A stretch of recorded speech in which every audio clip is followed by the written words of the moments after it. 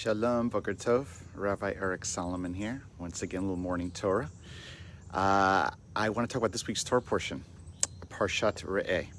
So in the Torah portion, again, we're in the book of Deuteronomy, approaching the Promised Land, the end of the Torah, and Moses addresses the people and says basically, here are the blessings and the curses, the concept theologically of reward and punishment, schar va'onesh. If you fulfill the mitzvot and do the commandments, you'll be rewarded. Sadly, if you don't fulfill the commandments, you'll be cursed. That theology is problematic, but I'm going to say that for a separate Devar Torah. And in fact, he has the people, as they're saying, as they're going to cross the Jordan into the Promised Land, he's going to put these big mountains, kind of the blessings and curses, and have the people do a ritual of reciting and really, in a sense, indoctrinating and preparing the people for teaching them, what will happen. And again, Moshe is very worried about the people not acting properly as they enter the Promised Land. But I want to come in one detail that I want to focus on the Devar Torah here.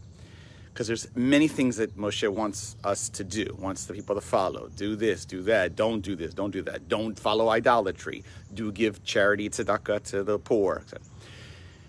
Sometimes the Torah addresses specifically the people as a whole and speaks in the plural. Tovedun, you shall specifically eliminate idolatry, all of you plural. And sometimes it says, like, to your specific nefesh, nafshecha, you individual.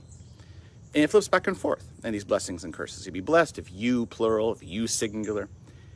Why does it matter? Why is the Torah, first of all, shouldn't it just be consistent? Just say, like, all of you, Why switch from the plural to the singular, going back and forth? What's going on there? And I want to frame it this way, okay? So when the Torah says, you shall not do idolatry, follow just one God, and you should eliminate idolatry from your midst. It's possible, right? And anybody say, if this happens, you'll have negative consequences, okay? That someone amongst the Jewish people said, well, okay, I recognize that's what everybody, we shouldn't do that. But I, in my house, in my place, I'm just going to do a little idolatry over here.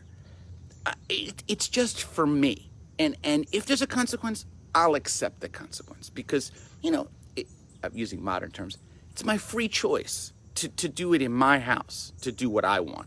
And to accept the consequences for my actions. So I'm going to, I'm going to take the risk on my own. But what the Torah is saying here is not like it's just if the entire people, let's say, has the golden calf, but if one of you, just one of you, in a small house in the desert, in a dwelling, with a small little idol, decides to commit idolatry, it's not only going to be a consequence for you or your household. That sin is on the entirety of the people. Everybody's going to suffer because of your choice. Now, you may think that your choice only affects you, or you may think you can hide it, or it's your freedom. The Torah says, no. Your individual choice in your household, in your dwelling, will have a direct effect on everyone. So when it says the mixing of singular and plural, what I think the Torah is really making clear is that in this sense, we're all in this together. You individually must take responsibility for your actions, yes, because the consequences are not just on you, they're on all of us. And so the Torah mixes this to talk about the interconnectedness between individual actions and communal effect. And you can't splice these things to separate from each other. You yourself may not give charity to the poor. You say, look, well, I'm not going to do that. I'll accept the consequences for that, or I don't think it's important, or whatever. But if you don't take care of the poor, you're having an effect on the community's responsibility to the poor. So it's not so easy to splice out just your specific sin or your specific blessing. They're intertwined with the people's blessings and curses, the brachot and the klalot. And that is a key teaching of the Torah, is that it's not all about me, it's about we, both for good and sadly also for bad. And I want to raise this up as one example right now. Right now, college sports, right now today, being decided. And some of you, those you know me, I love sports in general. I love watching sports. I like to play them when I don't get injured. I enjoy, it's just a great part of life separate from our Torah. And I actually played sports as a kid.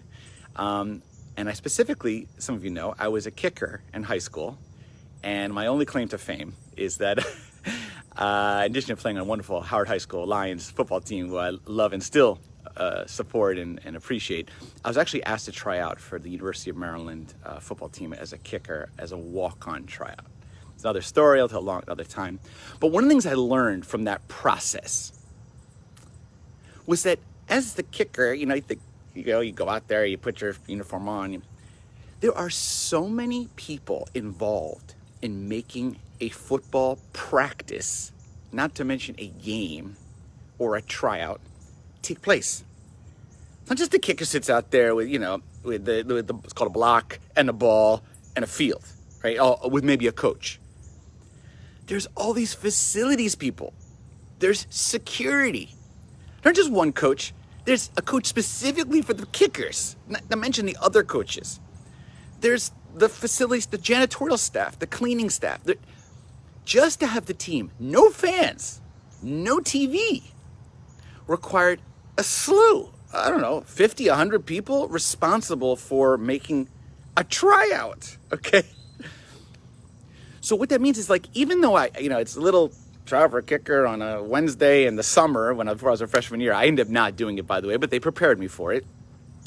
It required a whole slew of people. So the decision to have a tryout or have a practice or have a game, even with no fans, is not just about the players. It's about all the support staff that are around the players that make the game happen even with no fans. And right now decisions are being made, should we play football? Should we play basketball? And it breaks my heart for these young people. Their whole lives, they're getting older. They may lose a season. Believe me, I have this happening with bar mitzvah families, weddings being postponed, people dying, can't have funerals with gathering. This is horrible. Everybody's suffering. But one of the arguments we made right now, including by our president, but others too, is let them play. Let's let them play. You Big Ten Conference, ACC, don't stop these young people from playing. As if the principal question is, should we let them play? Should we not let them play? It's their free choice to take risks.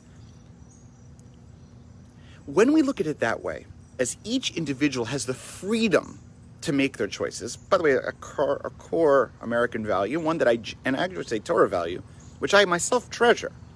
But if that's the most important question, if this is a question of freedom, then it's completely about the individual. It's my free choice as an individual to take a risk. But that neglects the fact that there are many, many others in the community that are affected by the individual decision. Just like in ancient Israel. I'll do idolatry, or I'll make a decision of my dwelling. It's my free choice. It's actually not, because your choice has consequences on everybody else. So too with the football, basketball, etc. I don't envy these commissioners. This is not to mention the economics of it. But they hold the lives and dreams and fun and joy of millions of Americans, not to mention these student athletes. But they're also holding the safety not only of the players, but of the janitorial facility staff, security, and their families, and the universities, the students, to some degree our whole country, because if this increases the spread of the virus, and it somehow came as a result of the gathering that happened through these games, can they live with themselves? That's about being intertwined. Intertwined. The principal question's not just about freedom. When freedom is the only question, then freedom becomes an idol. Freedom is balanced with love your neighbor. Love your neighbor's also a value. Choosing life and health is also a Torah value. These things, I don't have a clear answer, but these things are balanced together. That's what the Torah is saying. They're all intertwined. So come back. Why does the Torah mix singular and plural about the blessings and the curses? Because there isn't always fine lines between what I do in my dwelling and what the rest of the community does out there. We're intermixed with each other. We are one. And therefore, decisions have to be made in life, the most important ones, not just about what I want, or what one family wants, or one player wants, or one school wants, but what is best for the safety and security of the country, for all citizens. So I pray whatever decision they make today, and I hope whatever decision they give, and God gives them wisdom. Maybe there's a way to thread the needle on this. I don't know. Believe me, I personally be sad if the sports goes down. Believe me. But if it's done for the sake of others and love your neighbor, then they've chosen against the idolatry of freedom and chosen the spirit of this week's Torah portion, the community, from me to we. Blessings. Be safe. Shalom.